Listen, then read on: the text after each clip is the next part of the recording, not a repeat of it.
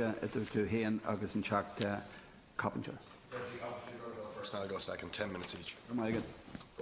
Thank you, Cathaoirleach. Minister, we've heard a lot about the need for this bill to be progressed very quickly. Obviously, those of us on the Housing Committee heard your arguments to, quicken up or bypass pre-legislative scrutiny. And the impression that people may have is that this is emergency legislation to resolve the housing crisis. But unfortunately, I only wish it was, because this has fallen way off the target of what's causing the housing crisis. It won't resolve it. It won't make an affordable house any quicker available to anybody. And it damages and sets aside important checks on developers in terms of large developments. And in terms of tenants' rights, which are very, very poor in this country in comparison to other countries, despite the fact that now at least 20% of people rent, and much more in cities. It doesn't really give any additional powers to tenants over a landlord to protect themselves against eviction, and I'll deal with that in a second. So just on the planning issues, the Irish Planning Institute is quite alarmed at this bill. They would argue that very important local checks by communities, by councillors, are going to be damaged by this bill, with really any evidence that that's necessary. And the reason that there's a lack of evidence as to why it's necessary, anybody looking at the situation couldn't say that the planning system is to blame for the delay in housing coming on stream. Because in Dublin alone, there's 28,000 planning applications and thousands more in the pipeline.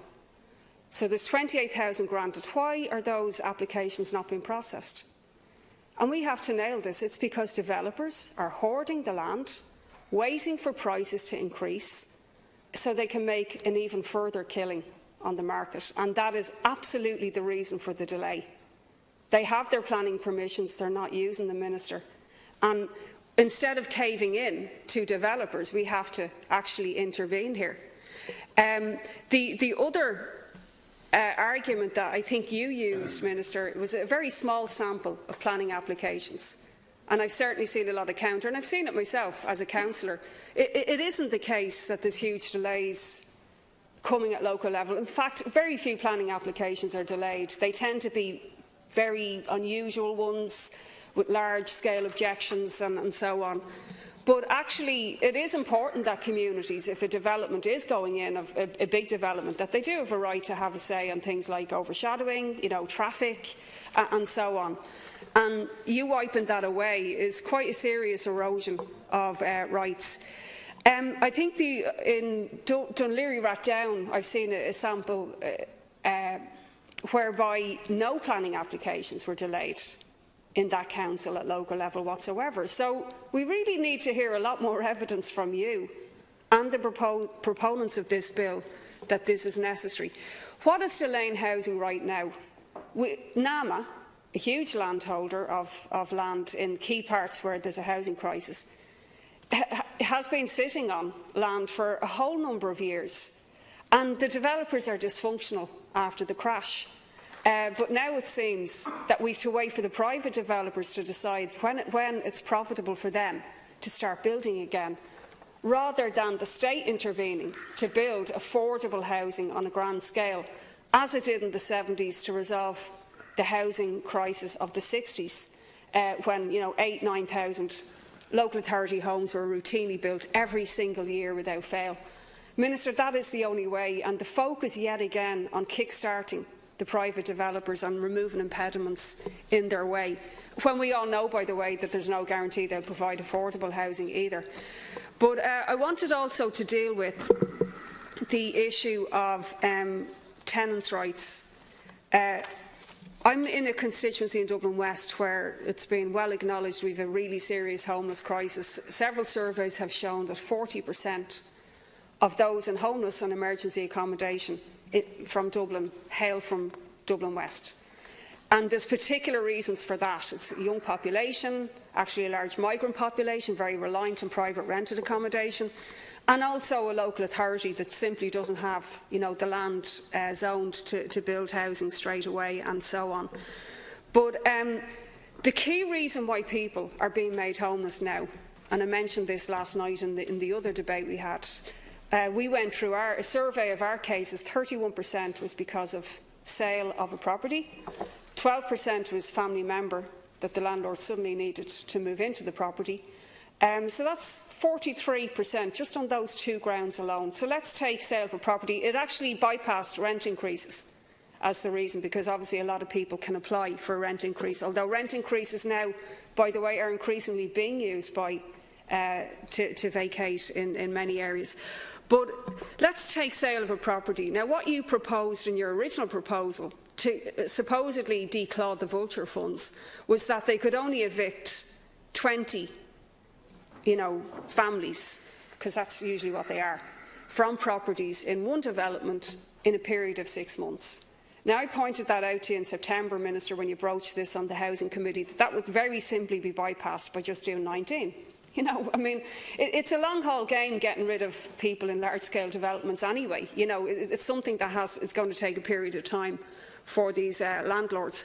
So the other thing that I made the point is that we actually have to outlaw sale of property for anybody at all, because most people in this country, 83.5%, live in a tenancy owned by a landlord with less than 10 properties. So your original proposal would only have catered for a very tiny number of people. But 70% live in properties where a landlord only owns 4 or less. So even with the amendment which has come through the Shannon, which obviously was, I assume, against your wishes, but even which the amendment now states 5, still 70% of people won't be covered by this.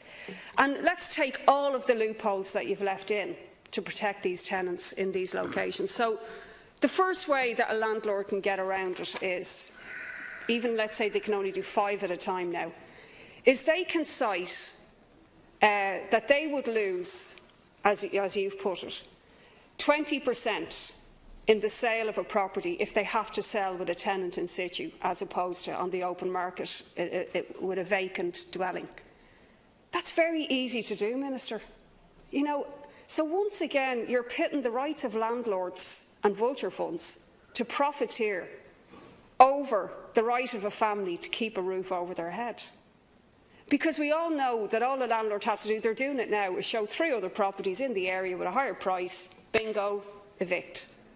It's just simply not good enough to leave in such a huge power in the landlord's hands.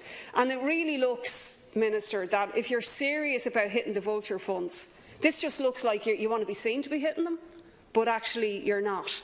The other ground is that, and I understand that there's been amendments to this, but that if it's unduly onerous, they really don't have to. You're giving them so many loopholes to get out of this. They've got all the legal teams that they need against the usually powerless family who doesn't even know the law or doesn't know their rights. So, Minister, I'd ask you to accept amendments at a future process on that. The other thing, Minister, that I really seriously would implore you to look at is this issue of Part 4 tenancies. Again, it came up in the debate last night. Like, you can put in all the changes you like, but if a vulture fund or a landlord wants to get rid of somebody, they simply have to wait until that 4-year cycle is up. And then the tenant is back to a period of having no rights again. Now, it's highly normal and usual for families to be in properties for at least 4 or 5 years before eviction comes onto the cards. So, Minister, you have to rebalance the rights of tenants here over the rights of landlords to evict at will. And I really would ask you to do that. Just in the remaining time I've left, I'd like to clarify remarks that I made last night in the housing debate, and I spoke to the Count Corla about this earlier. So in the debate last night, I made the point that there's a very high level of landlords in this House in comparison to society. In society, I think 4% of Irish people are landlords, whereas in here it's 20 to 25%. So when I spoke about the Minister and the Minister of State, it certainly wasn't personal. It was a political point that being close to landlord activity has to influence decisions that are made here, or decisions that are made by parties. I would just like to clarify, and the Minister, you know, it isn't personal, but that's just, it was a political point about how decisions are made here. And in relation to the Minister of State, I understand he's not a landlord. He is a multiple property owner, but not a landlord. So I'd like to clarify those remarks. Thank you.